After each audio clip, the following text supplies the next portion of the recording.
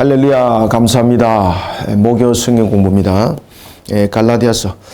우리가 이제 타이틀은 목요 성경 공부지만은, 지금 녹화되고 있는 이 내용들은 다각적인 부분에 이제 교육 자료로, 저희들이 쓰임 받습니다. 그러니 여러분들이 그것은 참고해 주시면 감사하겠습니다. 자, 우리가 이제 갈라디아서 이러면 머릿속에 딱 떠오르는 것이 이제 소선지서잖아, 그죠? 그리고 갈라디아서, 그러면은 이신칭이 믿음으로 말미암아 의로워지리라. 이런 부분들은 하박국 2장에서 인용되어 있었던 구절들이죠. 이런 갈라디아서가 나오기까지는 그 원인이 어디에 있겠습니까? 다른 복음이었죠. 다른 복음. 다른 복음. 사도 바울이 있을 때는 이 이신칭이라는 부분에 대해서 반감을 샀던 세력들이 있죠. 그죠? 그 대표적인 세력들은 누굽니까? 이 이신칭에 대한 부분에 대해서 가장 반감을 샀던 세력이 누구겠습니까? 바로 율법주의자들입니다. 율법주의자들. 율법주의자들은 그 율법 자체가 하나의 자신들의 상징성만 가지고 있는 것이 아니라 이것이 완전함으로 봤던 겁니다. 그런데 오늘도 이제 본문 속에서 이제 사도 바울이 이제 그 이야기를 하거든요. 너희들이 정말로 율법을 가지고 구원에 관해서 이야기를 하고 율법을 가지고 선민이라 말한다면은 너희들이 정말 그러한 율법을 다 지켰느냐라고 이렇게 되물어 보게 되는 것이죠. 그런 속에 율법주의자들은 말 그대로 겉과 실이 사실은 다른 모습을 가지고 있는 거죠. 그죠? 겉으로는 율법에 관해서 이야기를 하지만 속으로는 율법을 다 지키지 못한 자들. 우리는 어떤 관계 속에도 율법을 다 지킬 수가 없는 것이거든요. 그랬을 때에 이제 과거 성경에서는 이제 율법은 초등학문, 그러니까 그 몽학 선생이라 그랬죠. 그죠? 그래서 사도 바울은 이제 율법을 무엇이라고 말하는가 하면 아주 재밌는 단어를 하나를 딱 쓰고 있어요. 율법을 뭐라고 말하는가 하면은 초등교사라 이런 단어를 딱 쓰고 있어요. 율법. 왜 이제 초등교사라는 단어를 딱 썼을까를 갖다 여러분 역사적 내용들, 그 다음에 그 당시에 초등교사 이러면은 무엇을 의식하는가를 좀 잘 아셔야 됩니다. 그러니까 그 상황과 그 시대의 문화를 알지 못하면은 이 초등교사는 우리가 생각하는 초등학교 교사로 생각하고 있습니다. 그 초등학교 교사 아닙니다. 그럼 중등학교 교사 있어야 되잖아요. 고등학교 교사, 그 다음 대학교 교사 있어야 되잖아요. 근데 초등교사만 딱 지금 들고 들어온 거죠. 이거는 이제 그 당시에 문화들을 여러분 잘 아셔야 됩니다. 그 당시에 귀족 사회 속에서는 이런 초등교사가 있었습니다. 귀족 사회 속에서. 귀족 사회 속에서는 초등교사가 있었는데 이 초등교사들은 그 아이들이 이렇게 이제 그 자라나면서 보면은 왜 이제 학문을 이제 배울 단계가 접어들고 성년기에 넘어가기 전 이렇게 나이들이 보면은 13세에서 17세 사이가 있습니다. 이때에 이제 여러 가지 이제 학문들이 기초를 나지고 정서가 만들어지고 이런 때거든요. 특히 이제 여러분들 바빌론의 포로로 끌려갔을 때 BC 605년에 얘가 하나 있죠. 그죠? BC 605년에 바빌론의 포로로 끌려갈 때에 이때 이제 1차 포로로 끌려가지 않습니까? 이때 대표적인 사람들이 물론 이제 그 왕도 끌려가고 귀족들도 끌려갑니다. 그죠? 왕과 귀족이 끌려가는데 이 속에서 대표적으로 어떤 대상이 끌려갔을까요? 그 나라의 다음 세대들이 끌려갑니다. 다음 세대. 다음 세대를 끌어가서 나라의 정기를 끌어버리는 측면에서 끌어갔던 거죠. 그때에 이 기준들이 약 한 14세에서 17세 미만입니다. 그 넘어서는 이게 인성교육은 우리가 17세 넘어서도 인성교육은 이루어지는데 기본적인 우리 정서의 소양교육 그리고 무심결에 나올 수 있는 그런 잠재의식을 심어놓는 것은 어느 정도 기본적인 바탕에서 14세, 13세, 14세에서 17세 미만입니다. 딱 그 사람들 끌고 갔죠. 그래서 다니엘과 사드락과 메삭과 아벳느고가 그때 끌려갔을 때 나이가 여러분 14세. 그죠? 이때 이제 다니엘과 그리고 이게 이제 바빌론에서 이름 지은 것입니다. 사드락과 메삭과 아벳느고. 이때 끌려갔을 때가 여러분 14세. 아시겠죠? 그러니까 이때에 그 어떤 사상적 개념들이 12세 때 너무나도 어릴 때는 이런 사상적 개념 속에서는 이해들이 잘 안 되거든요. 그때는 잠재의식을, 그러니까 우리가 교육을 이해하면 시스템을 잘 아셔야 됩니다.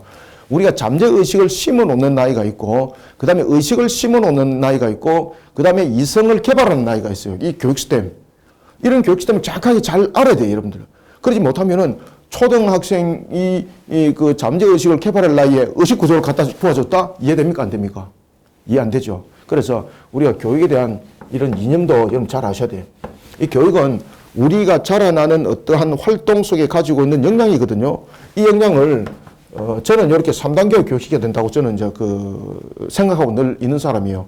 그래서 1단계는 보면은 우리가 초등, 중등, 이런 고등, 이런 단계 교육이 있지 않습니까? 초등 단계에서 교육은 무엇이 돼야 되는가 하면은 의식을 이 심어주는 단계예요. 잠재의식을. 아시겠죠? 그죠? 이때는 의식이라든지 이런 부분들에 잠재의식을 심어주는 거예요. 잠재의식을 심어주는 교육. 그래서 이 나이 때는 뭐 수학을 잘 풀고 이런 것이 아니에요. 이 아이들이 장차 자라나서 더욱더 생각하는 것이 골이 깊어지고 사고가 개발되지려면은 이때 물론 초등 때는 보면은 뭐 애들이 새롭게 또 의식 구조를 가지고 있기 때문에 이해도 잘 안 되지만은 또 어떤 한 부분에서 다 잘하는 것들이 있지 않습니까? 그것이 중요한 것이잖아요. 그리고 초등 때는 뭔가 하면은 의식이나 잠재의식을 심어주는 교육을 해야 돼요. 이것이 난주. 여러분, 이런 원리입니다. 우리가 보면은 창조 원리 있지 않습니까? 교육도 창조 원리 속에 딱 적용하시면은 반드시 결론이 있어요. 그래서 저는 이제 이런 교회 교육도 저는 이런 식으로 과거 때 이렇게 했었어요. 제가. 그러면서 주일학교 학생들도 늘 말씀을 가르쳤어요. 토요일날. 제가 부교육자 때, 그때 항상 아이들에게 어떤 성경을 가르치는가 하면 모세오경을 굉장히 중요하게 가르쳤어요. 제가.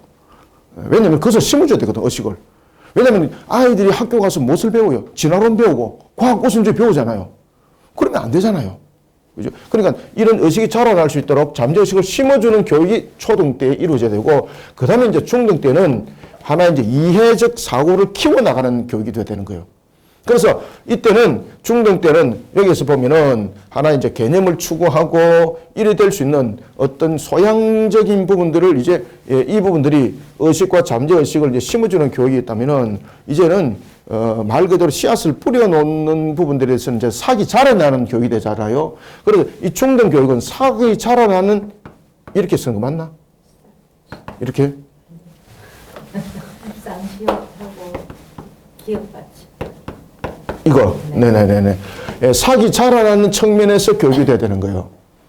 그리고 이 고등교육 속에서는 이제 열매를 맺어가는 측면에서의 이 부분들이 고등교육을 통해서 이제 일어나는데, 우리가 이제 이념이라든지 이런 사상이라든지 이런 개념들, 교육들은 20세에서 우리가 이루어진다 보면은 이 고등교육까지는 우리가 주어질 수 있는 것은 바로 여기서는 의식적 부분들이 나타나는 것이 아니거든요. 여기서는 의식과 잠재력을 심어놓는 교육이라면은 이제는 중등 교육 속에서는 그 삭이 가지가 자라날 수 있는 교육을 해야 돼요. 그래서 이 속에서는 삭이 자라날 수 있는 부분에서는 자기가 판단한 어떤 부분들의 구조가 형성이 되잖아요. 그죠?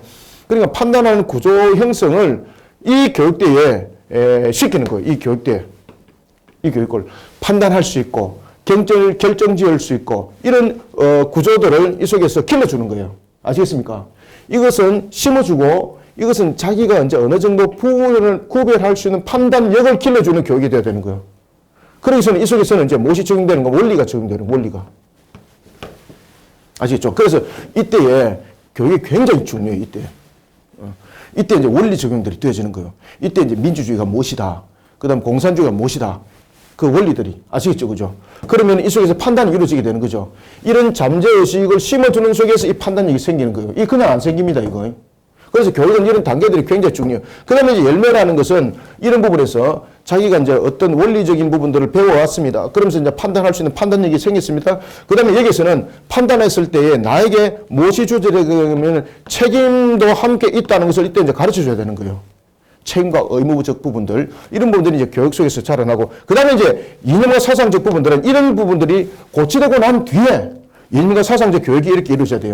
그래야만 이 이념과 사상적 교육들이 튼튼해져요. 그런데 이 이념과 사상적 교육이라는 것이 어떤 뭐 투쟁적인 이념 이런 것이 아니고, 우리의 이제 기독교에 관한 부분들도 이런 속에 이제 자라나는 교육들이 이런 단계적인 측면에서 이루어지면은 굉장히 단단해진 교육이 될 수 있어요. 지금 사도 바울이 초등교사라고 이렇게 기록한 것은 뭔가 하면 당시의 귀족사회에 13살에서 17살 사이에 있는 청소년들이 교육을 받는 기간이었는데, 이때는 어떤 교육을 받는가 하면은 다스리는 자로서의 그러한 자신의 이런 부분들을 다 가르침 받아요. 이런 부분들은. 다스리는 자로서의 그 위치에 대해서 여러 가지 부분들 이제 교육을 받게 되는 거죠. 이때에 초등교사가 누군가 하면은 종들이었습니다. 종들. 이때 이제 종들 가운데서 좀 뛰어난 자들이 있었겠죠. 그죠? 그런 사람들이 자녀들을 가르칠 때는 이 종들이라고 했지만은 이들은 교사가 되는 거예요. 그것이 초등 교사인 거예요. 그리고 이제 아이들이 17세가 이제 넘어가 되게 되면은 이 초등 교사가 어떻게 되죠? 이 귀족 사회 속에서 배워왔던 이 자녀들이 이 교사 위에 이제 올라가는 거예요. 그러면은 17세의 초등 교육을 마치고 난 뒤 상태 속에서는 이제 교사가 아닌 거예요. 그러면 어찌 되는가 하면 주종관계 형성되는 거예요. 주와 종관계 형성되는 거예요. 이때는 교사로서 아이들이 배워야 될 단계로서 그들에게 순종을 하게 되는 거죠. 그런데 배우고 난 뒤에는 이제는 종과 주의 관계예요. 지금 여기서 율법을 초등교사라고 이야기를 하는 이유는 이런 시스템을 가지고 이야기를 하는 거예요. 그러니까 초등교사라는 율법은 초등교사라는 부분들은 초등교사로서 역할은 종으로서의 주인의 자녀를 가르쳤을 때는 선생님이에요. 그렇지만은 그 부분들이 지나고 나면은 여전히 주와 종의 관계 속에서 초등교사였지만은 그는 순종을 해야 될 종의 위치에 있는 거예요. 율법이 그렇다는 거죠. 율법의 역할이라는 것은 구원에 이르는 도구가 아니라 우리를 구원에 이르는 부분에서 우리로 하여금 죄를 깨닫게 아는 역할로서 초등교사였다. 지금 이야기를 하는 거예요. 아시겠죠? 그죠? 자, 이런 측면에서 이제 교육적 시스템들이 적용이 되어지고 그 상태 속에서 이해를 하도록 지금 초등교사라는 단어를 딱 들고 들어오는 거예요. 자, 이런 속에 이제 사도 바울이 율법을 초등교사로서의 모습이다라고 말하면서 그 당시에 이제 사람들이 잘 이해할 수 있는 그런 전문성 있는 단어를 딱 들고 들어온 거죠. 근데 우리는 초등교사 그러면은 뭐 초등학교 교사로 이렇게 생각하고 있는데 그 내용들이 아니에요. 역할이에요, 역할. 여기서 초등교사라는 것은 종된 자가 그 귀족 사회에서 자녀를 가르치는 역할을 하지만은 17세가 넘어가게 되면은 이제는 주와 종 관계 속에 있는 거예요. 그러니까 이 초등교사는 언제든지 주가 될 수 없어요. 가르치는 자로서 교사였지만은 늘 종이 되는 거예요. 그러면 이게 무슨 말인가 하면은 율법에는 구원이 있다 없다. 율법에는 구원이 없다라는 것을 초등교사로 설명하는 거예요. 이해되셨죠? 자, 이런 부분들의 전문성 있는 내용들이 이제 3장에서 진행되어집니다. 특히 이제 이선칭의를 두고 이런 그 율법과 복음 속에 어떤 차이가 있는가라는 것을 사도 바울이 아주 명료하고 명확하게 정리하고 설명하는 것을 볼 수가 있습니다. 자, 그러면은 우리가 본문을 읽어가면서 하나하나 내용을 짚어갑시다. 자, 1절. 어리석도다 갈라디아 사람들아 예수 그리스도께서 십자가에 못 박히신 것이 너희 눈앞에 밝히 보이거늘 누가 너희들을 꾀드냐. 여기서 자, 어리석도다 갈라디아 사람들이라는 것은 지금 갈라디아 사람들이 지금 누구의 소리에 미혹되어 있다는 겁니까? 지금 계속해서 이야기하는 것이 율법주의자들이에요. 그죠? 율법주의자들은 우리가 거짓 교사 또는 거짓 사도라 그렇게 말하는 거죠. 율법주의자들. 그리고 이것이 이제 발전돼서 무엇으로 발전됐다 그랬습니까? 그렇지. 애변주의. 이제는 뭐 이 정도는 이제 여러분들이 자꾸 통달해야 돼. 왜냐면 신약성이 계속해서 이야기를 하고 있어요. 이 굉장히 중요한 내용들입니다, 이거. 율법주의자들은 결국은 거짓 교사들이었고 이 거짓 교사들은 그냥 단순한 교사들이 아니었죠. 자신들이 자칭 뭐 사도라고 이야기했던 그런 분류 속에 함께 전부 다 묶어서 가는 것이 거짓 교사들이었죠. 그죠? 그죠? 이런 분류의 내용들. 그런 그들이 율법을 가르쳤습니다. 그리고 이것이 나중에 발전돼서 애변주의가 되는 거예요, 이게. 애변주의가.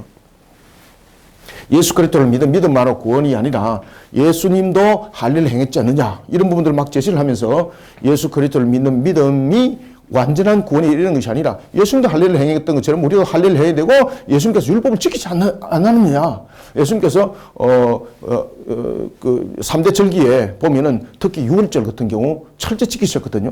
그런 부분들. 그 다음에 정결예식법도 다 뭐 이렇게 지키셨거든요. 그런 부분들을 지켰기 때문에 당연하게 그게 지켜야 되는 것이다 라고 이러면서 이것을 말을 하니까 굉장히 논리적으로 작용이 되어졌던 것이죠. 이런 것들이 교회에 영향을 굉장히 끼쳤습니다. 그래서 오늘 본문에 그 이야기를 하는 겁니다. 어리석도다 갈라디아 사람들아 라는 것은 이런 그들의 논리적 가르침 속에 넘어갔던 거예요. 그리고 어리석다는 거죠. 여기서 어리석다는 것은 세상적으로 분별력이 없고 무식해서 어리석은 것이 아니라 거짓된 미혹된 말씀에 넘어갔다라는 부분에서 어리석음이에요. 그죠? 어리석도다 갈라디아 사람들아 예수 그리스도께서 십자가에 못 박히신 것이 너희 눈앞에 밝히 보이거늘. 여기서 눈앞에 밝히 보이는 것은 십자가에 못 박은 것을 갖다 받느냐 말입니다. 아니지 않습니까? 이건 무슨 이야기를 하고 있는가 하면 십자가 복음이 지금 공개적으로 그리고 명백하게 선포되어졌음에도 불구하고 이것을 깨닫지 못하냐 말이에요. 그럼 다시 말하면 십자가 복음이 어떤 사람에 의해서 만들어내었던 어떤 교육적인 내용이라든지 어떤 종교적인 내용이라든지 어떤 철학적 논리 속에서 나왔다면은 이거는 갈라디아 사람들 어리석다 하면 안 돼요. 왜? 자신들이 분별력을 가지고 자신들 나름대로 다른 것을 추구했기 때문에. 그죠? 사형전에 나타나고 있는 것처럼 에피쿠로스 학파, 스토아 학파 자신들의 그 논리를 가지고 논쟁을 했던 것처럼 똑같은 그런 논리적 부분들로서 논쟁하는 지혜로운 자들인 거예요. 그런데 지금 이런 갈라디아 사람들을 뭐라고 표현하고 있습니까? 어리석다라고 표현하지 않습니까? 이것은 뭔가 하면은 이미 십자가 복음, 그리고 십자가는 이미 공개적으로 명백하게 선포된 말씀이고 이거는 모든 교회가 받아들이는 하나의 진리였던 것이죠. 이런 부분에서 엇나가니까 어리석도다라고 이렇게 말하고 있고, 그 다음에 두 번째는 너희 눈앞에 밝히 보이거늘이라는 것은 이미 공개적이고 명백하게, 그리고 이것이 진리로서 모든 것이 교회에서 받아들인 입장에서 우리가 이제 교리가 이제 세워진 것이죠. 이것은 어떤 철학적인 개념, 논리적인 개념에서 놓은 것이 아니죠. 확실한 구원의 근거를 가지고 지금 십자가 복음이 놓은 거잖아요. 그래서 십자가 복음은 철학이 아니에요. 헬라 철학이 아니에요. 플라톤 철학이 아니에요. 십자가는 사실을 근거한 구원의 우리의 하나의 이 논리가 아니에요. 구원의 생명의 양식이라고 말하는 거예요. 그런데 이런 밝히 보고 있는 것을 보지 못하는 그가 얼마나 어리석냐 이 말이에요. 너희 눈앞에 밝히 보이거늘 누가 너희들을 꾀드냐. 내가 너희에게 다만 이것을 알려 하노니 너희가 성령을 받은 것이 율법의 행위로냐 혹은 듣고 믿음으로냐. 자, 그래서 이제 사도 바울이 우리가 믿음에 이르고 우리가 죄사함을 받은 것이 율법의 행위였느냐 아니면은 믿음으로 말미암은 것이냐. 첫 번째. 그 다음에 믿음은 우리의 행위냐 아니면 믿음은 들음으로 난 것이냐. 두 가지를 딱 이야기를 해요. 믿음은 우리의 행위로 이루어진 것입니까? 아니죠. 하나님께서 우리에게 베푸시는 은혜로 말미암아서 우리는 믿음에 이르렀고, 그 다음에는 율법이 우리의 구원이 아니라 예수 그리스도를 믿는 믿음이 우리의 구원이라는 부분에 대해서 다시 한 번 더 사도 바울이 갈라디아 교회를 통해서 그 성도들을 향해서 이야기를 합니다. 그러면서 되물어 보는 거예요. 이런 이제 반어법들이 사도 바울이 또 즐겨 사용하게 돼요. 사도 바울은 이런 이제 반어법들을 통해서 어떤 얘기를 하고 있는가 하면 진리적 측면에서 깨닫도록 하는 거예요. 그러면서 자신들을 항상 점검하고 되돌아보게 만드는 부분들이에요. 성령을 받은 것이 율법의 행위로냐 혹은 듣고 믿음으로냐. 여러분들, 우리의 구원은 성령을 받았다는 것은 이게 그 믿음에 대한 구원을 말하고 있거든요. 성령을 받은 것은 우리가 이제 구원에 이르렀을 때 여러분 율법으로 우리가 구원받았나요? 아니면은 우리가 믿음으로 구원받았나요? 그렇죠. 이거는 이제 반법적인 측면에서 이제 물어보는 거예요.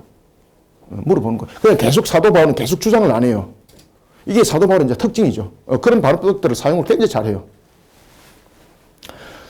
특히 이제 보면 정치하는 사람들이 또 이런 것들을 사용을 잘 하잖아요. 그래서 사도 바울은 그런 교육도 다 이렇게 배우면서 자라났던 사람이죠. 3절, 너희가 이같이 어리석으냐. 성령으로 시작하였다가 이제는 육체로 마쳤느냐. 이게 이제 무슨 말인가 하면은, 자, 성령으로 시작한 것과 여기서 율법으로 마친다는 것은 성령은 구원을 말하고 있고 율법은 우리로 하여금 죄 가운데 두는 역할들을 하고 있는 거죠. 그래서 지금 사도 바울이 이 속에서 무엇을 말하고 있는가 하면은 성령으로 구원받은 자가 이 구원에 머물러 있는 속에서 다시 죄인으로 돌아갈 수 있는 것이 이게 맞느냐 이 말이에요. 이게. 그런데 지금 갈라디아 교인들이 지금 하는 행동은 딱 이 모습이라는 거죠. 성령을 통해서라는 것은 믿음으로 구원을 받았는데 이것을 부인한다는 거죠. 이 가르침을 누가 주고 있습니까? 거짓 교사들이 이 가르침을 주고 있다는 거죠. 그러면 여러분 잘 보십시오.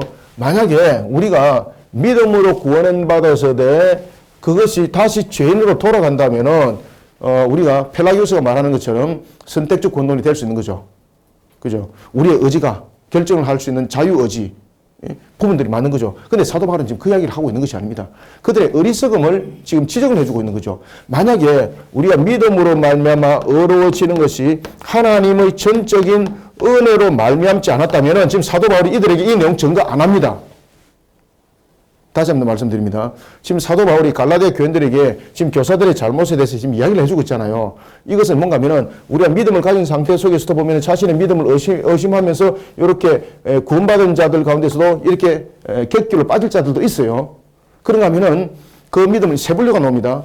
믿음을 가진 자들 속에서도 보면은 믿음을 첫 번째 분류는 믿음을 끝까지 잘 지키는 분류가 있고요. 그 다음에 두 번째는 보면은 격길로 간 사람도 있어요.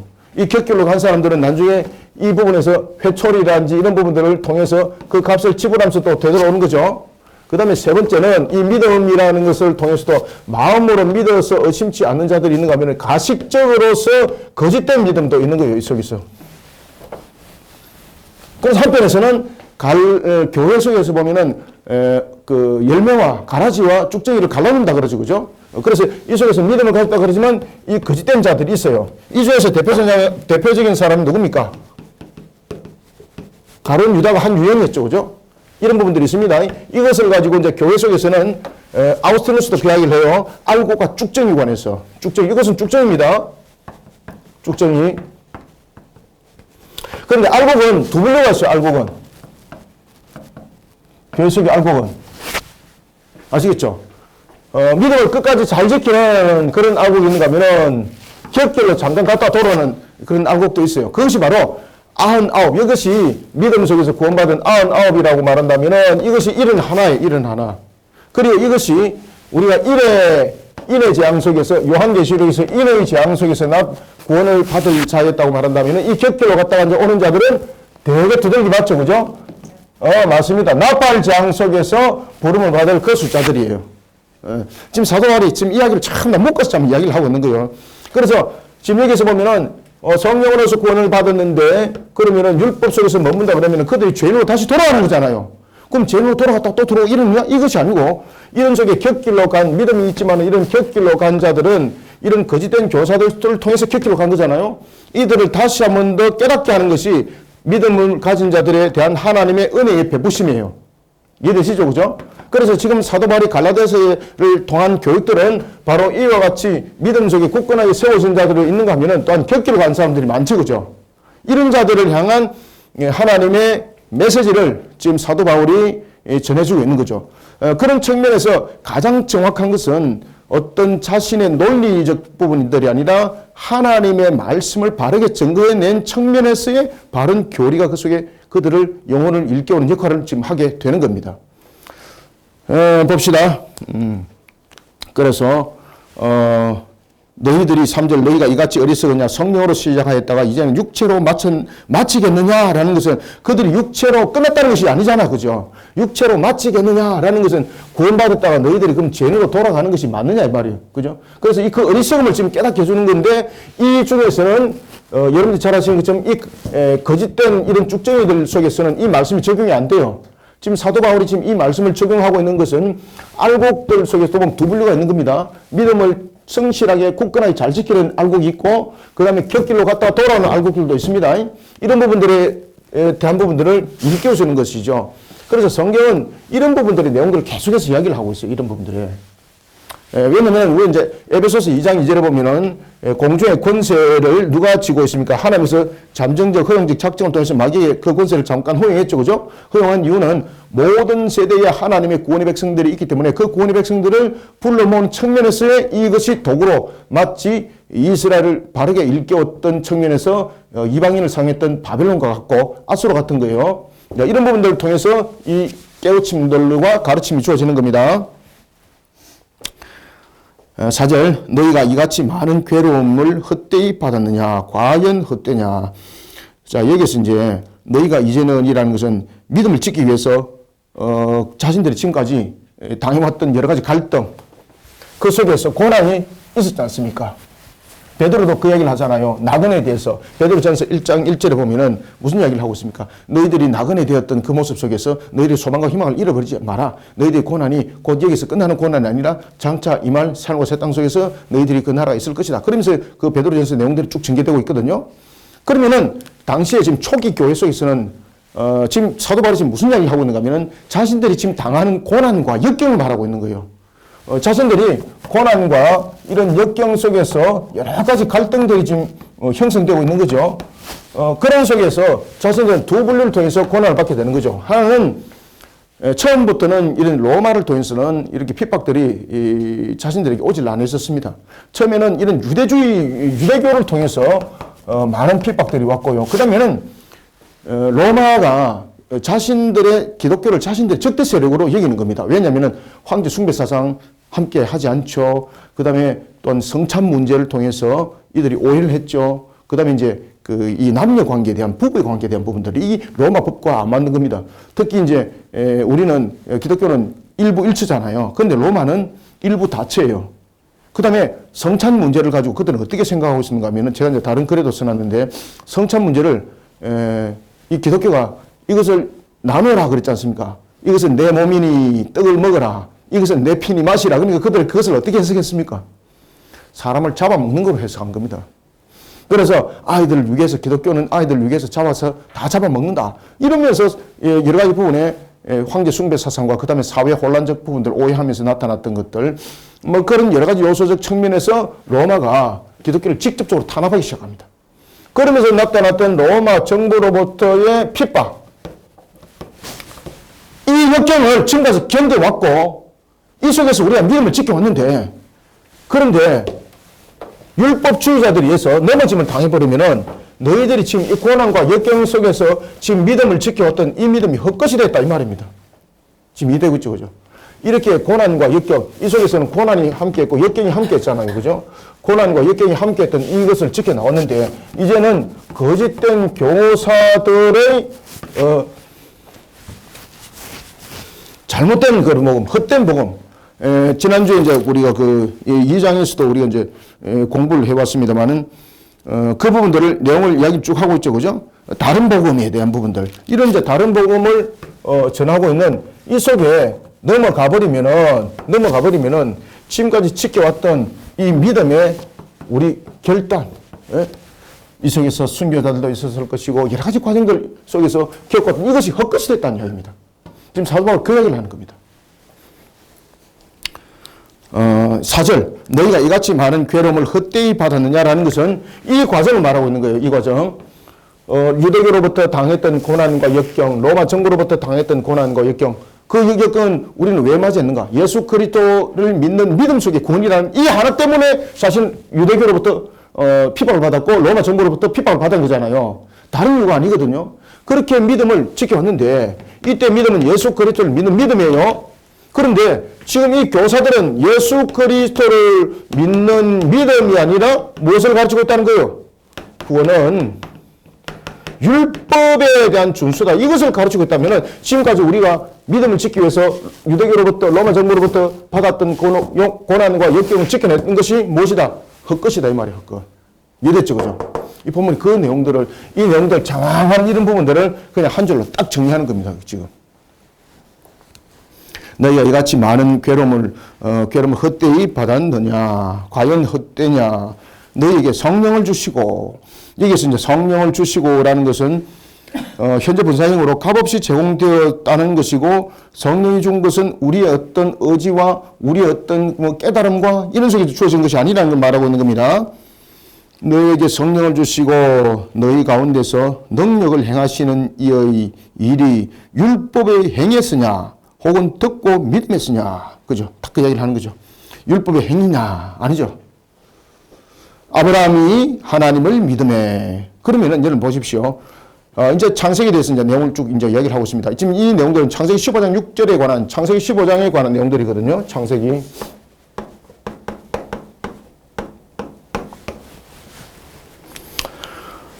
뭐라고 이제 말하는가 하면은 아브라함의 믿음을 보자는 겁니다.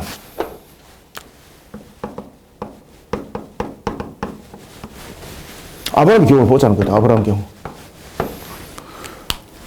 아브라함이 하나님을 믿음에, 근데 여기서 이제 아브라함이 하나님을 믿은 것은 자신의 의지와 자신의 결단이 분명히 그 속에는 가미되었음에도 불구하고 하나님께서 그를 의롭게 여기시고 그에게 믿음이라는 것을 은혜를 베푸심으로 믿음이 생겨난 겁니다. 이것을 전부 다 믿음 속에 함축하고 있는 겁니다. 하나님을 믿음에 그것을 그에게 의로 정하셨다. 자, 누가 의로 정했다는 거죠? 그렇죠. 하나님께서. 그래서 아브라함이 실제로 의로웠던 것이 아니라는 것을 말하고 있는 겁니다. 아브라함이 실제로 의로웠던 것이 아니라 하나님께서 아브라함을 어떻게? 그렇지. 의롭게 여김으로써 그가 하나님을 믿는 믿음을 가지게 됐다 이 말이에요. 7절 그런즉 믿음으로 말미암은 자들은 아브라함의 자손인 줄 알지어다. 야, 여기서 이제 딱 핵심적인 딱 꽂아버립니다. 이게 이제 뭔가면은 우리가 아브라함의 자손이 된다는 것은 우리가 믿음의 후손이라는 것을 말하고 있는 거거든요. 그러면은 아브라함의 후손은 누군가? 하나님께서 아브라함에 대한 후손을 분명히 이야기를 했다. 그러면은 아브라함의 후손은 어떻게 해서 형성되는가 하는 것을 사도 바울이 한 줄로 정리해 줍니다. 어떻게? 자, 아브라함의 후손은 혈통의 후손은 아니란 이야기입니다. 아브라함 후손 가운데서도 보면 혈통의 후손 가운데서 구원자가 있습니까? 없습니까? 구원자도 있고 구원받지 못하는 자도 있죠. 그래서 여기서 아브라함 후손에 대해서 혈통을 지금 말하는 것이 아니고 무엇을 말하고 있는 겁니까? 맞습니다. 믿음의 후손을 말하고 있습니다. 믿음의 후손. 아브라함 후손 전부 다 구원받은 것도 아니잖아요. 아브라함의 여러분 보시면 그 혈통으로 태어났던 그 아들 중에서 대표적인 것이 누굽니까? 이삭 태어나기 전에 이스마엘. 그죠? 이스마엘. 자, 그 다음에 이삭을 통해서도, 아브라함 혈통이죠? 이삭을 통해서도 누가 태어나죠? 상태 속에서 태어났던 아이, 에서와, 야곱. 그건 아니잖아요. 그래, 만약에 아브라함의 혈통으로 말한다면, 전부 다 구원받아야 되는 거예요, 전부 다 구원. 이스마엘, 지금도 여러분이 잘 아시는 것처럼 이게 그 아람의 지금 내용들을 지금 형성하고 있는 사람들이거든요. 그럼 그들의 의견이 맞아요, 여러분들. 우리는 아브라함의 혈통이다. 맞아요, 여러분들요. 그래서 심지어 창세기 22장에서 모리아산에 대한 사건에 대해서는 이삭이 아니고 이스마엘이다라고 주장하는 거예요, 그들이. 그런데 지금 사도 바울이 딱 한 줄로 정리해버려요. 아브라함의 후손이라는 것은 혈통이 아니다. 무엇이다? 믿음을 가지고 하나님께서 말씀하신 것이다. 믿음을 가지고. 6절 아브라함이 하나님을 믿음에 그것을 그에게 의로 정하셨다 함과 같으니라. 그런즉 믿음으로 말미암은 자들은 아브라함의 자손인 줄 알지어다. 여기서 아브라함의 자손들은 결국 누구란 이야기죠? 그렇지. 하나님께서 구원하시기로 예정한 자에게 하나님께서 믿음을 주시죠. 이런 자들이 아브라함 후손이라는 거예요. 아브라함 후손. 또 하나님이 이방을 믿음으로 말미암아 의로 정하신 것을 성경이 미리 알고 먼저 아브라함에게 복음을 전하되 모든 이방인이 너로 말미암아 복을 받으리라 하였느니라. 아멘. 요 창세기 내용들이죠. 그러니까 이렇게 아브라함을 통해서 그 이방인들이 믿음으로 말미암아 의롭게 되었던 것 그 자체도 전부 다 영적 아브라함이라는 거죠. 영적 아브라함. 그러나 아브라함은 창세기에서 말하는 그 후손이라는 것은 우리가 혈통적 측면에서의 그 구원을 말하고 있는 것이 아니라 바로 영적인 부분에서 아브라함 자손들을 말하고 있고 그 후손들을 말하고 있는데 그것은 바로 구원의 백성들이라는 이야기예요. 그 속에서는 누구 있다? 혈통의 아브라함도 있고 누구 있다? 그렇지. 이방인도 있다. 이방인도 있다. 이방인도 있다. 이게 이제 무슨 이야기 속의 반증인가 하면은 지금 율법주의자들이 율법을 지키는 것은 율법을 지키는 행위 속에도 있지만 굉장히 강조하는 것이 뭐예요? 이방인들은 구원이 없다는 뜻이에요. 믿음으로 이방인들은 구원 못 받는 뜻이에요. 그러면 어떻게 하만이 구원을 받을 수 있는가? 유대인화가 되어야 된다는 이야기예요. 이해되고 있죠, 그죠? 이런 오묘한 속에 율법주의자들의 그런 주장이 있었어요. 사도 바울이 그걸 꿰뚫고 있었던 거예요, 사도 바울이. 그래서 지금 혈통의 구원이 아니라 믿음의 구원이다! 이런 이야기를 하면서 아브라함에 대한 부분들, 창세기 내용들 들고 들어오죠? 심지어 여러분들요, 사도 바울은 그 모세에 대해서 완전히 탁월한 자잖아요. 그리고 특히 이제 신명기 패러다임을 가지고 구원에 관해서 이야기를 하고 있고 창세기 패러다임을 가지고 구원에 관해서 이야기를 하고 있을 때에 율법주의자일 뿐만 아니라 그 어느 누구도 사도 바울에게 반증을 할 수 없을 정도로 논리적이었습니다. 그 정도로 여러분들 그가 성경에 능통한 자였어요. 그 성경에 그냥 단순하게 능통한 자가 아니라 성경의 깊은 깨달음을 가졌던 것이죠. 그런 성경의 깊은 깨달음을 갖기까지는 자신이 율법적 교육 속에서 그 깨달음이 있었던 것이 아니에요. 언제 사건이 그 속에 결부되는 겁니까? 이러한 율법에 대한 가르침에 대해서 진지한 깨달음이 있었던 것이 바로 아라비아 3년이었어요. 아라비아 3년. 이 아라비아 3년 속에서 이걸 깨달은 거예요. 이거를. 아시겠죠? 참, 이 사도 바울이 참 없었다면은 여러분들, 우리도 이런 말씀에 대한 깨달음 못 가져, 우리가. 그런즉 7절 다시 읽고 나옵시다. 그런즉 믿음으로 말미암은 자들은 아브라함의 자손인 줄 알지어다. 또 하나님이 이방인을 믿음으로 말미암아 의로 정하실 것을 성경이 미리 알고 먼저 아브라함에게 복음을 전하되 모든 이방인이 너로 말미암아 복을 받으리라 하였느니라. 그러므로 믿음으로 말미암는 자는 믿음이 있는 아브라함과 함께 복을 받느니라. 아멘. 그래서 어렵다 하고 칭함을 받은 것은 아브라함처럼 어떤 혈통적 유전적 원인이 아니고 율법의 행위에 있지 않고 오직 어디에 있다는 것을 강조합니까? 믿음이 있다는 것을 강조하는 건 믿음이 있다. 그것이 바로 9절이에요. 9절. 자, 9절 다시 말씀드립니다. 그러므로 믿음으로 말미암는 자는 믿음이 있는 아브라함과 함께 복을 받느니라는 것은 어렵다고 그리고 칭함을 받은 것은 아브라함처럼 어떤 혈통적 유전적 요소에 있는 것이 아니고 율법의 행위에 있는 것이 아니고 오직 믿음에 있다는 것을 지금 강조하는 것이 9절이에요. 자, 10절. 무릇 율법 행위에 속한 자들은 저주 아래 있나니. 왜 저주 아래 있다는 거죠? 율법에 늘 이야기를 하는 것은 죄를 깨닫게 아는 것 속에밖에 없는 거거든요. 그럼 죄 문제는 그 속에서 해결이 안 돼요. 그래 다시 말하면 사도 바울이 가장 중요하게 지금 여기고 있는 것은, 그래서 신명기 패러다임 부분들 제가 이제 이야기를 드렸던 것은 창세기와 신명기를 아주 능수능란하게 넘나들면서 지금 이야기를 하는 거죠. 그러면서 율법에 대해서 너희들이 계속해서 이야기를 한다면은 율법의 진정한 기능을 알지 못하는 거는 지금 이 말입니다. 율법의 기능은 무엇인가라는 것은 죄를 깨닫게 아는 부분들이기 때문에 죄를 깨닫게 아는 부분들은 여전히 죄 문제가 해결이 안 됐죠. 그럼 율법의 아래 있다는 것은 여전히 어디 아래 있다는 겁니까? 저주 아래 있다는 뜻이에요. 저주 아래. 그러면은 율법은 우리가 이 저주로부터 저주를 벗어날 수 있는 해방자를 바라보게 만들어요.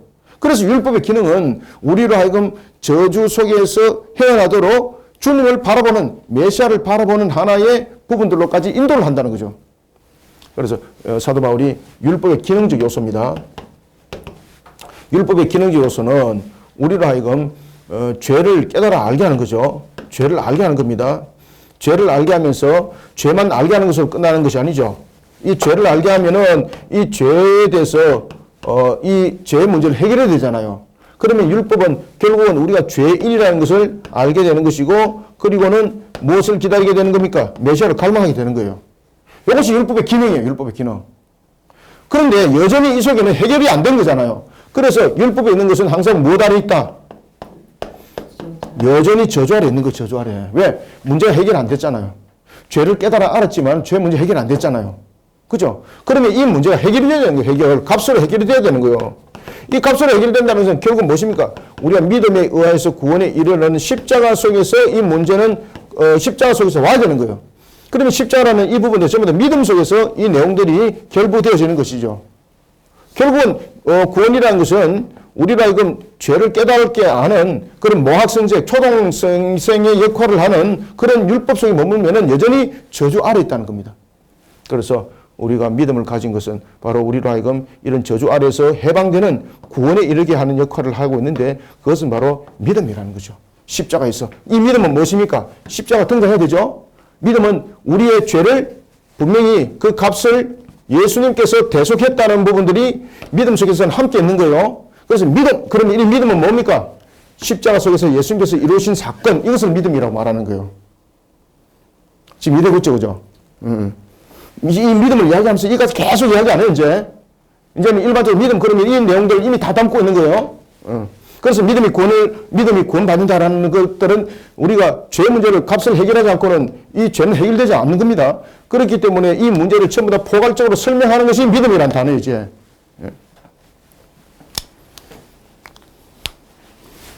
몇 절이죠? 9절. 그러므로 믿음으로 말미암는 자는 믿음이 있는 아브라함과 함께 복을 받느니라.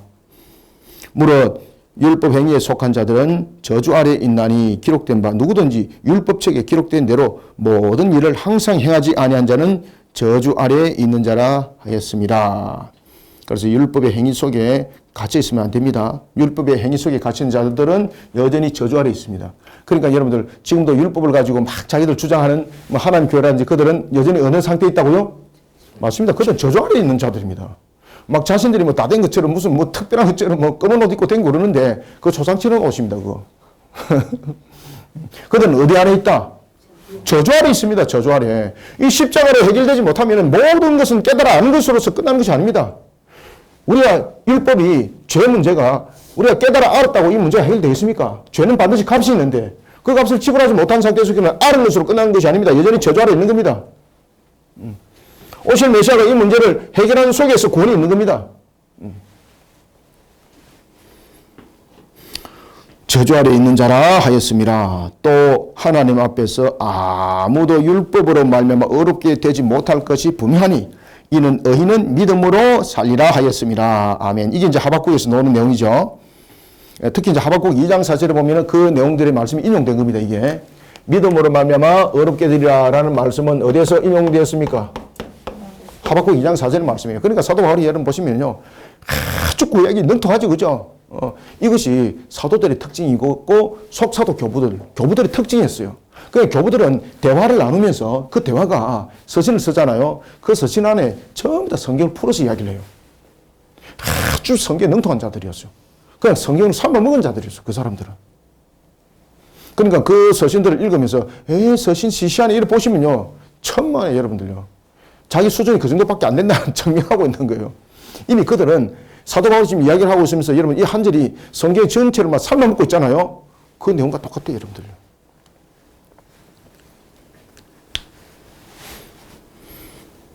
봅시다. 그래서 11절 또 하나님 앞에서 아무도 율법으로 말미암아 어렵게 되지 못하는 것은 무엇입니까? 우리가 이 죄 문제를 해결하지 우리 스스로 해결할 수 없었고 해결하지 못했고 그렇기 때문에 우리는 율법으로 말미암아 하나님 앞에 어렵다고 절대 말 못해요. 왜? 자기가 그 문제 해결했나요?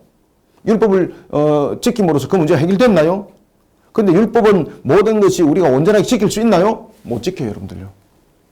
그래서 사도 바울이 딱 로마서도 그 얘기 하잖아요. 너희들이 그러면 율법으로 구원을 말한다면 그럼 내가 물어볼게. 너희들이 그럼 율법 다 지켰냐? 그러니까 뭐라고 말합니까? 바리새인들. 그래 우리 율법 다 지켰다. 이렇게 말하죠. 그럼 너희들이 마음으로 지켰냐? 우리의 행위라는 것은 영육간의 내용을 행위라고 말하는 거예요. 우리의 육신의 행위만이 아니에요. 우리의 행위는 인격을 담아내는 모습이에요. 인격을 담아냈다는 것은 다시 한번 말씀드립니다. 자, 인격의 구성 요소 속에서 우리는 무엇을 함께 설명해야 됩니까? 그렇지. 영육을 함께 이 속에서 설명해야 되는 거예요, 이게. 영육이 함께 곁들여서 인격적 표현들이 나타나는 것이 행위예요. 인격적 행위는 영과 육에 대한 결정체예요. 아시겠습니까? 한 가지만 갖고 말 못해요. 자신들이 율법을 육으로 지키는데 영으로 안 지키잖아요. 그럼 영은 어디까지 담고 있는가? 마음의 생각까지 전부 다 담고 있어요, 여러분들. 마음으로 불의한 생각을 했다. 그럼 그 율법 지키냐, 안 지켰냐? 율법 어기는 거죠? 그래서 사도 바울이 딱 찍는 거예요, 여러분들요. 그래, 너희들이 율법으로 구원이라 그러자. 그럼 좋다. 그럼 율법으로, 그럼 심판받아라. 율법으로 심판받아라 쫙 펼치니까 몇 명이 구원받았습니까? 단 한 명도 없는 거예요, 단 한 명도. 만약에 율법으로 구원을 말한다면 사도 바울도 구원 못 받습니다. 못 받습니다. 11절 또 하나님 앞에 아무도 율법으로 말미암아 어렵게 되지 못할 것이 분명하니 이 내용 아시겠죠? 이는 의인은 믿음으로 살리라 하였습니다. 율법은 믿음에서 난 것이 아니니 율법의 기원은 무엇입니까? 율법은 믿음에서 난 것 아닙니다.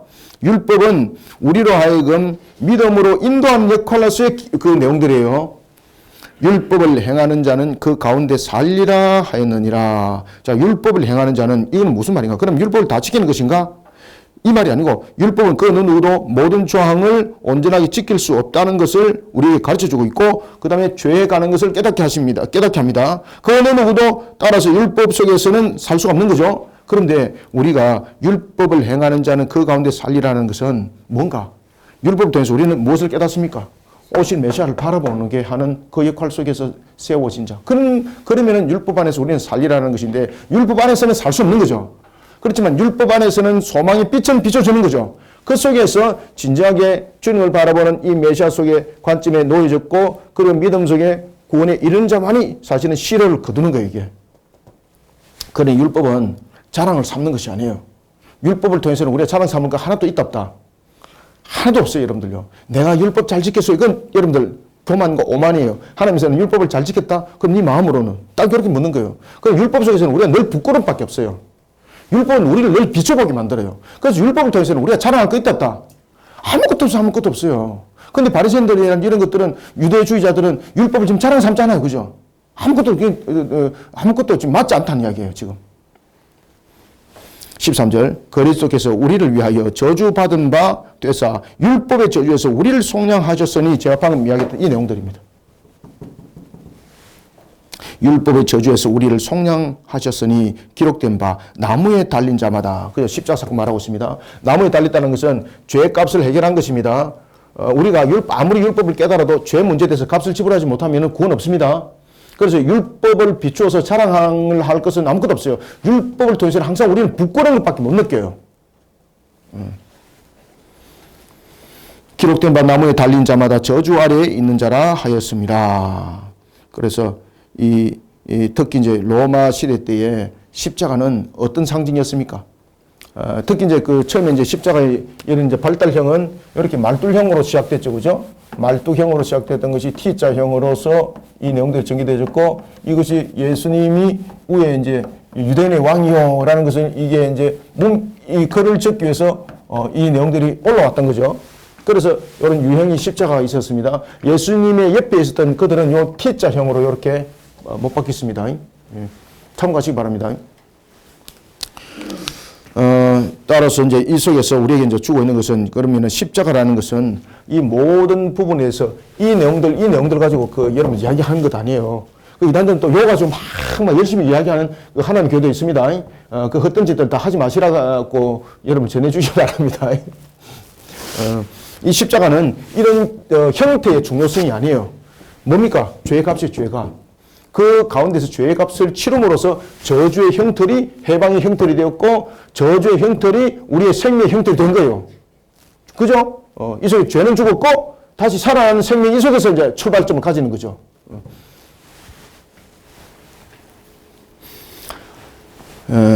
그래서 13절부터 다시 한번 읽어봅시다. 그리스도께서 우리를 위하여 저주를 받은 바 되사 율법의 저주에서 우리를 속량하셨으니, 그래서 율법의 저주를 받았다는 것은 우리의 죄를 대속하는 부분에 대해서 그 값이에요. 대속의 값을 말하고 있는 겁니다. 율법의 저주에서 우리를 속량하셨으니 기록된 바 나무에 달린 자마다 저주 아래에 있는 자라 하였습니다. 이는 그리스도 예수 안에서 아브라함의 복이 이방인에게 미치게 하고 또 우리로 하여금 믿음으로 말미암아 성령의 약속을 받게 하려 함이라. 자, 여기서 14절에 보면은 이는이라고 말합니다. 이게 이제 이는 희나, 헬라어로 이제 희나라는 단어를 딱 쓰고 있습니다. 이는.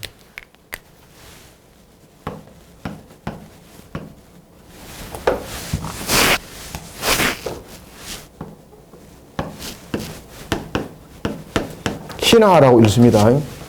여기서는 한글에서는 번역이 인언이라고 했습니다. 인언.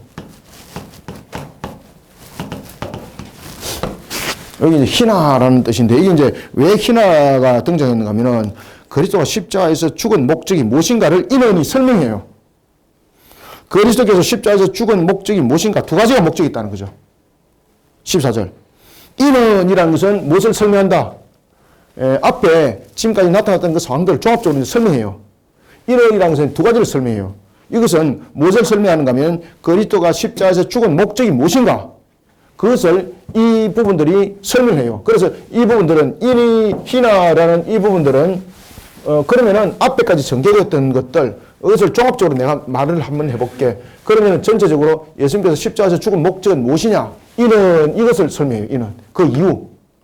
왜 십자가에서 죽었는가? 그 이유와 그 목적을 아느냐 이 말이에요. 이게. 그러면 이 부분들을 두 가지로 설명해요. 첫 번째는 14절 보십시다. 아브라함의 복음이 이방인에게 미치도록 하기 위해서. 아브라함의 복음이 누구에게?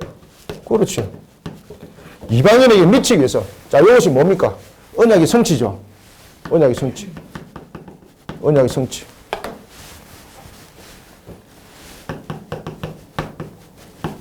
자, 두 번째는 아브라함의 복음이 이방인을 미치게 하고 또 우리로 하여금 믿음으로 말미암아 성령의 약속을 받게 하기 위해서 믿음으로 말미암아서 성령의 약속을 이루기 위해서. 자, 그러면은 종합적으로 설명하고 있습니다. 그러면 예수님께서 십자가에서 죽으심은 무엇인가? 예수님께서 십자가에서 죽으심은 종합적으로 무엇을 설명하고 있습니까? 언약의 성취를 말하고 있고, 이 언약의 성취는 단순히 아브라함만 말하고 있지 않죠. 아브라함을 이야기했을 때는 이미 창세기 3장 15절의 내용들이 역사 속에서 어떻게 성취하는가를 설명하고 있는 것이 아브라함의 내용들이거든요. 이 내용들 전부 다 담고 있습니다. 신하라는 이 내용들이. 그러면서 이 내용들을 이렇게 설명하는 거예요. 이렇게. 15절 형제들아 내가 사람의 예대로 말하노니 사람의 언약이라도 정한 후에는 아무도 패하거나 더하거나 하지 못하느니라. 이 약속들은 아브라함과 그 자손에게 말씀하신 것인데 재밌는 이야기 딱 지금 들어오네. 와, 이 사도 바울이니까 이 내용을 쓰는 거예요. 지금 제가 좀 이따 설명드릴게요. 이 약속들은 16절 별표를 딱 치놓으세요. 이 굉장히 중요한 구절입니다. 이 구절. 이 구절이 메시아를 관해서 이야기를 하고 있습니다. 이 구절이. 이 약속들은 아브라함과 그 자손에게 말씀하신 것인데 여럿을 가리켜 그 자손들이라 하지 아니하시고 오직 한 사람을 가리켜 네 자손이라 하셨으니 곧 그리스도라. 자, 이게 뭔 말인가 하면은 창세기 22장 18절의 내용입니다. 아브라함을 통해서 그 자손들에 대해서 이야기를 했지 않습니까? 자손에 관해서 자손들이 아니고 단수를 썼다는 거죠. 자, 창세기 22장 18절 빨리 한번 읽어줘 보세요.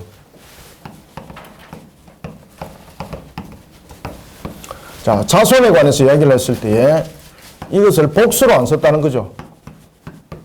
자, 빨리 한번 읽어보세요. 창세기 22장 18절. 또 네 씨로 말미암아 천하 만민이 복을 받을 그렇죠. 스톱. 네 씨로 말미암아 천하 만민이 복을 받을 것이다. 이야기를 했죠. 그죠? 자, 여기서 이 시가 지금 이야기입니다. 이 시가 자손들 이야기하고 있는데 이것이 사도 바울이 지금 그 이야기예요. 복수를 사용 안 했다는 거죠. 무엇을 사용했다? 단수를 사용했다는 거죠. 단수. 이것을 만약에 복수로 사용했다면 이 시가 혈통이 될 수 있다. 지금 이해됩니까? 아, 이거 어마어마한 내용들입니다. 이거. 만약에 이것을 복수로 썼다면은 이 사도 바울의 내용에 따르면은 시에 관한 부분들이 글도 잘 안 나오네.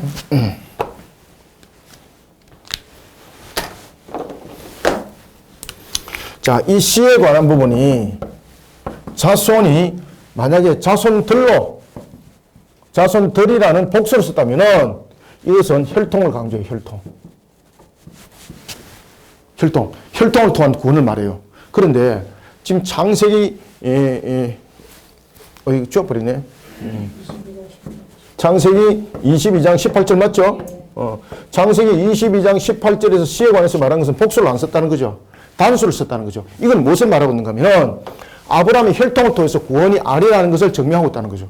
그러면 무엇인가? 그러면 이 시는 무엇을 말하고 있는가? 이 시를 통해서 만민이 복을 받을 것이고 네 시를 통해서 복을 받을 것이고 그 이야기 했지 않습니까? 그럼 이 시를 단수를 썼다는 거죠. 만약에 혈통이면 무엇을 써야 된다?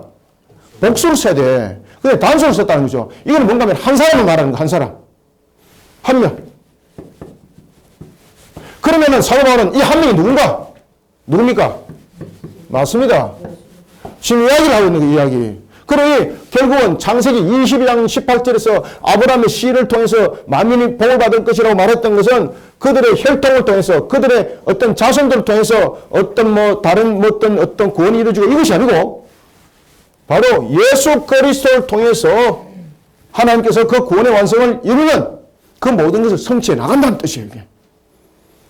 이게 사도 바울이 아라비아 광야에서 깨달은 거예요. 이게 주님께서 직접 가르침을 준 거예요.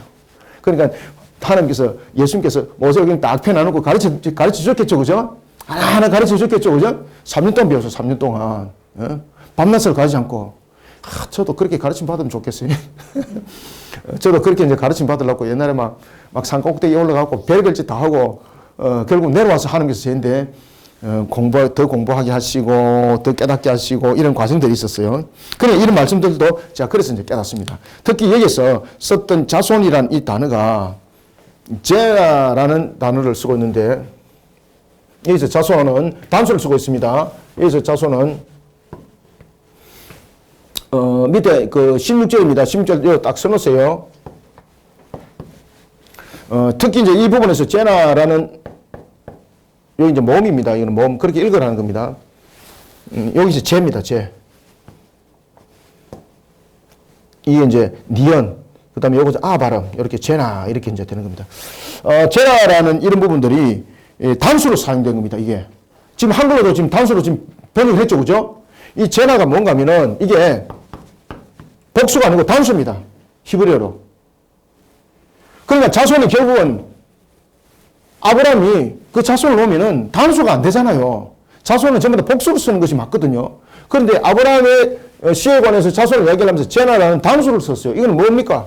바로 한 명인 예수 그리스도를 이미 하나님께서는 아브라함을 통해서 예표했다는 겁니다. 너희들은 그것도 모르냐 말이에요. 그러면서 자꾸만 율법주의자를 통해서 율법을 가지고 구원을 말하고 있고 아브라함의 혈통을 가지고 성민을 말하고 있는데 이게 맞느냐 이 말이 맞느냐. 얼마나 너희들이 성경을 알지 못하느냐. 지금 이 반증입니다 이거. 그러니까 거짓 교사들이 진짜로 논리적으로 잘 가르치고 있다고 말하지만 그 전부 다 성경 거꾸로 가르쳤다 이 말이에요. 여러분들이 이 시대에 사도 바울이 되시길 바랍니다. 이 본문들을 풀어 잘 가르치세요. 자, 자손이 히브리어로 무엇을 사용했다? 제나. 단수다, 복수다? 단수다. 17절 내가 이것을 말하노니 하나님께서 미리 정하신 언약을 430년 후에 생긴 율법이 폐기하지 못하고 그 약속을 헛되게 하지 못하리라. 아브라함의 언약이 모든 부분들로서 시작된 것이 아니죠. 아브라함의 언약을 하나님께서 확정을 지키기 위해서 야곱을 통하여서 12아들을 두게 하셨죠. 그리고 난 뒤에 그 12아들이 애굽으로 갔고 그 다음에 시내산 율법을 받은 기간 이것을 430년에 보는 거예요. 지금 아브라함으로부터 계산하는 것 아닙니다. 지금 여기서 430년의 계산은 어떤 계산이죠? 여기서 430년은 아브라함으로부터 시작이 아닙니다. 누구로부터 시작입니까? 자, 아브라함의 아들 야곱으로부터도 시작이 아닙니다. 야곱으로부터 12아들이 태어난 것으로서 끝나는 것이 아니라 이 12아들이 어디로 가는 겁니까? 자, 애굽에 가서 정착하죠. 그죠? 자, 이 430년은 이 야곱의 12아들의 그 태어났던 역사도 아닙니다. 이 12아들들이 애굽에 정착하여서 이 속에서 시내산에 그 자신들이 시내산에서 하나님으로부터 율법을 받은 이 기간 이것을 430년이라고 말하는 겁니다. 자, 참고하세요. 이건 아브라함의 역사로부터 출발하는 것 아닙니다. 그리고 야곱이 자녀를 낳았을 때부터 출발하는 것 아니에요. 그들이 애굽에 가서 정착을 하잖아. 그죠? 그때부터 율법을 받은 기간 이걸 430이라고 말하는 겁니다. 내가 이것을 말하노니 하나님께서 미리 정하신 언약을 430년 후에 생긴 율법이 폐기하지 못하고 그 약속을 헛되이 하지 못하리라. 만일 유업이 여기서 유업이라는 것은 종말론적 의미를 담고 있는 겁니다. 다시 말씀드리면은 상속에 대한 부분들. 만일 그 유업이 율법에서 난 것이면 약속에서 난 것이 아니리라.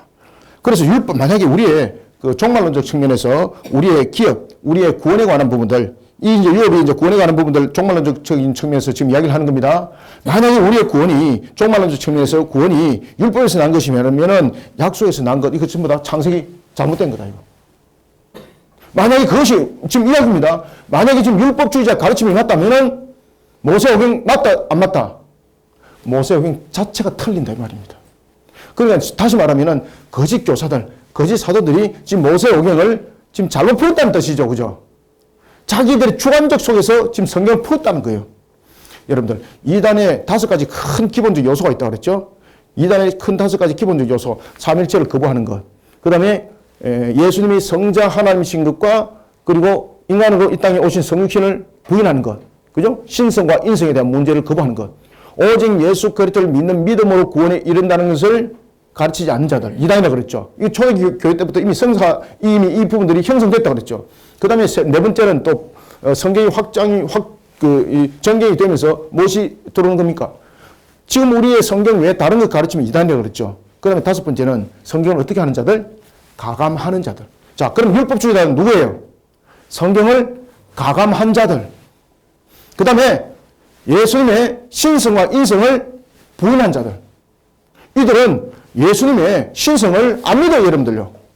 예수님께서 인성으로서 율법을 지키고 행했던 것, 이것을 계속 가르쳐요. 그러니까 예수님께서 인간으로서 메시아의 영을 받았다는 거죠. 하나님은 아니라는 거예요. 그런 메시아의 영을 받은 상태 속에서 자신이 율법을 행했던 그 행위 속에서 그 모든 부분들은 메시아가 된 것이고 있는 것이다 라면서 그런 구원론들을 가르쳤던 부분들이죠. 그러니까 예수님의 신성을 거부했던 부분들. 그 다음에 성경을 가감했죠. 그죠? 풀어서 모세의 영도 완전히 자기 멋대로 그냥 해석해버렸죠. 지금 사도 바울이 지금 그것을 지적하고 있는 겁니다. 18절 만일 그 유업이 율법에서 난 것이면 약속에서 난 것이 아니니라. 그러나 하나님이 약속으로 말미암아 아브라함에게 주신 것이라. 그런 시간이 좀 됐지만은 오늘 끝까지 하겠습니다. 그런 율법은 무엇이냐? 범법함으로 더하여 진 것이라. 여기서 이제 율법은 무엇이냐? 범법한 것을 대진다는 것은 율법은 인간의 범죄 때문에 어떤 한시적으로 주어진 것이다 이 말이에요. 자, 다시 말씀드립니다. 율법은 지금 인간이 죄를 범하고 난 이후에, 자, 인간이 죄를 범하기 전에도 하나님께서 법을 줬어요. 그것은 율법적 개념이 아니에요. 하나님 나라의 법이에요. 선악을 알게 하는 실과를 먹지 마라. 먹는 날은 반드시 죽을 것이다. 라는 것은 율법이 아니에요. 그죠? 그것은 하나님의 나라의, 그 한 나라에 대한 울타리. 우리가 어떤 부분에서 지켜야 될 하나의 그 윤리적 부분들에 대한, 도덕에 대한 부분들을 그 속에서 빚어주고 있는 거죠. 하나님 나라에 대한 부분들. 그러나 율법이, 우리가 인간이 죄를 범하고 난 뒤에는 율법의 기능이 무엇이라고 그랬습니까? 죄를 깨닫게 아는 것이라고 그랬잖아요. 그런데 인간이 죄를 범하기 전에는 죄를 깨닫게 아는 것이 아니라 하나님의 말씀을 지키는 부분에 대해서 늘 순종에 대해서 이야기를 하고 있었죠. 그렇지만 이제 인간이 죄를 범하고 난 이유는 우리가 죄인이라는 것을 먼저 깨달아야 되는 거예요. 인간이 죄를 범하고 난 뒤에 자신이 죄인이라는 것을 못 깨닫잖아요. 그래서 하나님께서 아담에게 그것을 먼저 깨닫게 하잖아요. 그죠? 아담아 네가 어디 숨었느냐 딱 죄를 깨닫게 하잖아요. 그러니까 자기 수치의 부분들에 대해서 뭐 내가 벌거벗은 줄 알고 내가 숨었습니다. 벌써 죄에 대해서 그것을 알게 됐던 것이고 그것을 하면서 딱 지적하잖아요. 그리고 자신이 죄인이라는 것을 결정타를 하면서 딱 날리죠. 무엇입니까? 그리고 그 죄를 통해서 죄가 값을 지불하지 못하고는 구원이 없다라는 것을 무엇을 입힘으로써 그것을 알게 하는 겁니까? 가죽옷입니다. 가죽옷.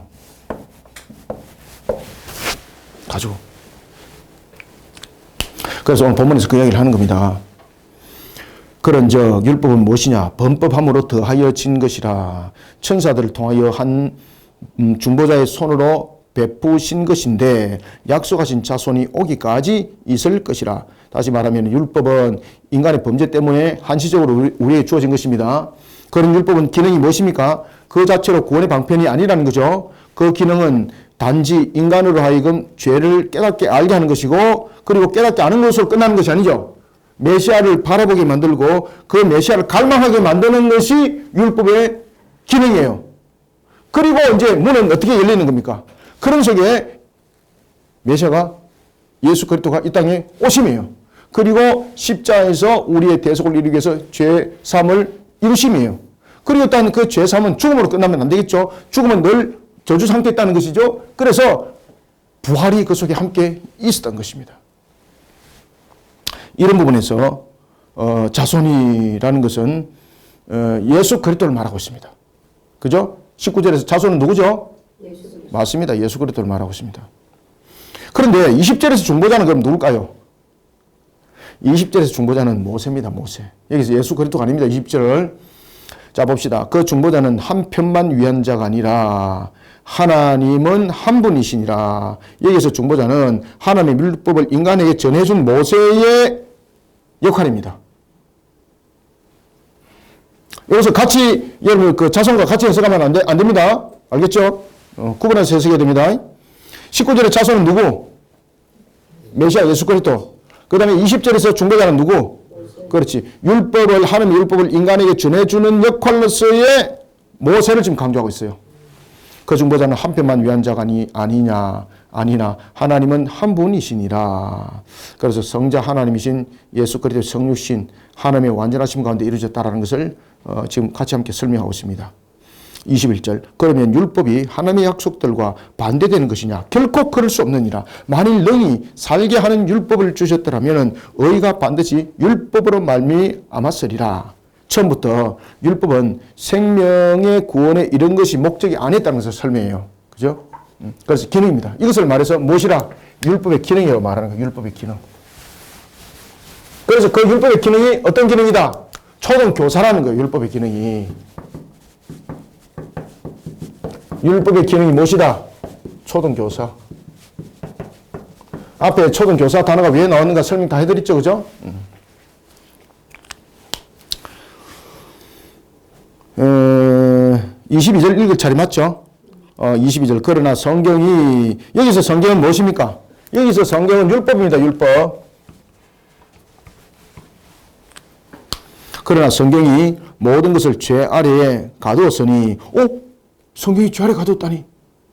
이것들은 모든 성경을 말하고 있는 것도 아닙니다. 여기서 성경이라는 것은 지금 율법주의자들이 아는 성경, 유대인들이 아는 성경, 그것을 이제 하나의 율법을 이렇게 표현한 겁니다. 그러나 율법이 모든 것을 죄 아래 가두었으니 이는 예수 그리스도를 믿음으로 말미암는 약속을 믿는 자에게 주려 함이라. 그래서 율법을 주신 이유는 자신의 실체를 알고 깨닫고 그 절박함 속에서 예수 그리스도를 통하여 자신의 구원을 바라보는 그러한 상태에 두는 것, 이것이 율법의 기능이라는 거예요. 자, 23절. 믿음이 오기 전에 우리는 율법 아래 매인 바 되고 계시될 믿음의 때까지 갇혔느니라. 따라서 율법은 믿음에 이르도록 그 역할들을 감당하는 것, 이것이 율법의 기능이에요. 율법의 기능. 자, 율법의 가장 대표적인 기능이 무엇입니까? 그렇지. 율법의 기능은 믿음에 이르도록 그 역할들을 감당하는 건데, 믿음에 이르도록 하기 위해서는 무엇이 반드시 존재돼야 됩니까? 내가 죄인이라는 것. 죄를 깨닫게 하는 것. 24절. 이같이 율법이 우리를 그리스도께로 인도하는 무슨 교사? 그렇지. 율법은 초등교사라는 거예요. 초등교사. 아시겠죠? 그래서 율법은 다스리는 자가 아니에요. 초등교사가 종들 가운데서 똑똑한 자들이 귀족 사회 속의 자녀들을 가르치는 교사의 역할은 14세부터 17세까지라고 했죠. 그죠? 그러면 그 17세를 넘어버리면 이제는 이 초등교사는 그 주종관계적 측면에서 자신이 가르쳤던 그 자녀의 명령을 따르게 되는 거예요. 이제는. 지금 율법이 그렇다는 내용이에요. 이해됐죠? 믿음이 온 후로는 우리가 초등교사 아래에 있지 아니하도다. 너희가 다 믿음으로 말미암아 그리스도 예수 안에서 하나님의 아들이 되었으니, 여기서 특권과 자유를 향유할 수 있는 그런 존재가 됐다는 겁니다.